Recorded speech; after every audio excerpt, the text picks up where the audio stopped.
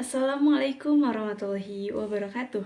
Perkenalkan, nama saya Bunga Astria Khurunisa dari kelas 12A1. Di sini saya akan menjelaskan tentang reaksi terang fotosintesis, di mana fotosintesis itu terjadi dua reaksi. Yang pertama, reaksi terang, yang kedua, reaksi gelap.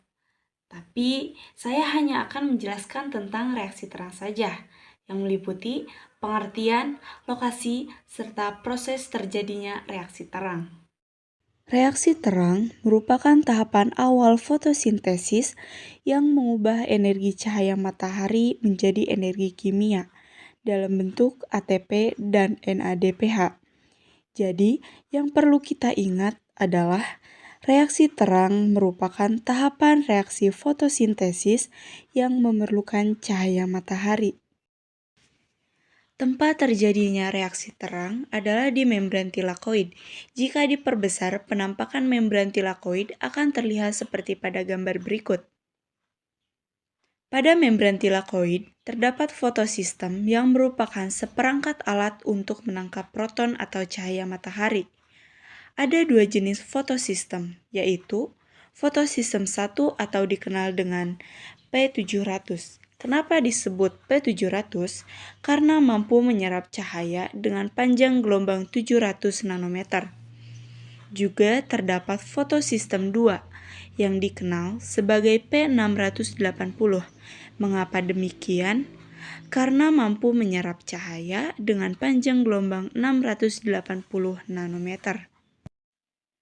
Pada membran tilakoid ini juga terdapat pembawa elektron yang terdiri dari plastoquinone atau Pg, kompleks sitokrom atau CYT, plastocyanin atau PC, dan ferredoxin atau Fd. Keempat komponen ini bertugas untuk membawa elektron. Selain itu, terdapat juga NADP reduktase yang akan membantu menghasilkan NADPH dan ATP sintase yang akan menghasilkan ATP. Pada reaksi terang fotosintesis terdiri dari dua reaksi, yaitu fotofosforilasi non-siklik dan fotofosforilasi siklik. Fotofosforilasi non-siklik melibatkan fotosistem 2 dan fotosistem 1. Sementara fotofosforilasi siklik hanya melibatkan fotosistem 1 saja. Kita mulai dengan fotofosforilasi non-siklik. Energi foton yang berasal dari cahaya matahari akan diserap oleh fotosistem 2 atau P680.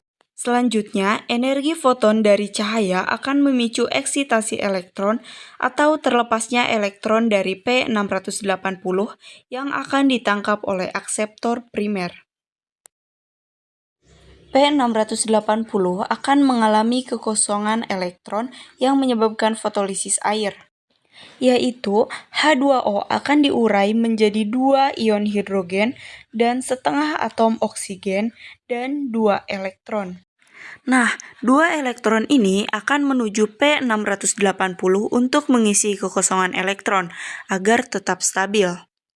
Oksigen akan dilepaskan ke udara, sedangkan hidrogen untuk sementara waktu tinggal di ruang tilakoid. Selanjutnya, elektron akan meninggalkan P680.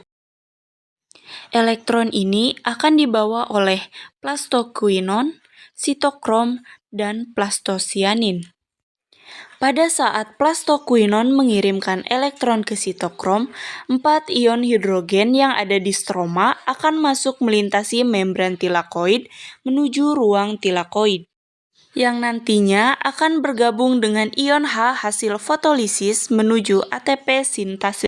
Pada saat melewati ATP sintase, terjadi fotofosforilasi terhadap ATP dan P, sehingga dihasilkan ATP.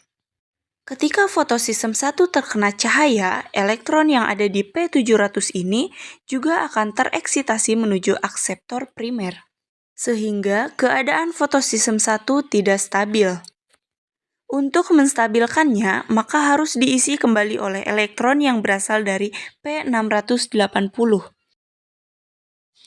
Maka elektron yang ada di plastocyanin akan menuju P700.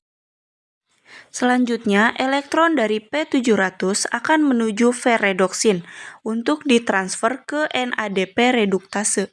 Elektron ini bersama dengan NADP+ dan ion H+ akan menjalani suatu reaksi, sehingga membentuk NADPH. Dengan demikian, jalur non-siklik ini menghasilkan ATP dan NADPH. Keduanya akan digunakan dalam tahapan reaksi gelap. Fotofosforilasi siklik. Fotosistem yang berperan pada jalur siklik ini hanyalah fotosistem 1 atau P700. Reaksi pada fotofosforilasi siklik ini diawali ketika energi foton dari cahaya matahari ditangkap oleh P700 dan mengakibatkan eksitasi elektron. Elektron yang tereksitasi kemudian akan ditangkap oleh akseptor primer, yang nantinya akan dikembalikan lagi ke P700 melalui transfer elektron ferredoksin, sitokrom, dan plastosianin. Pada saat transfer elektron terbentuk ATP yang berasal dari ADP dan P karena elektron kembali pada P700, maka tidak terjadi fotolisis air. Sehingga pada fotofosforilasi siklik ini tidak dihasilkan oksigen dan NADPH, seperti pada fotofosforilasi non-siklik. Sistem ini bersifat siklik atau berputar, artinya elektron yang dikeluarkan fotosistem 1 akan balik lagi ke fotosistem 1. Hasil dari fotofosforilasi siklik adalah energi yang berupa ATP. Demikianlah materi tentang reaksi terang fotosintesis. Sekian yang dapat saya sampaikan, kurang lebihnya mohon maaf. Wassalamualaikum warahmatullahi wabarakatuh.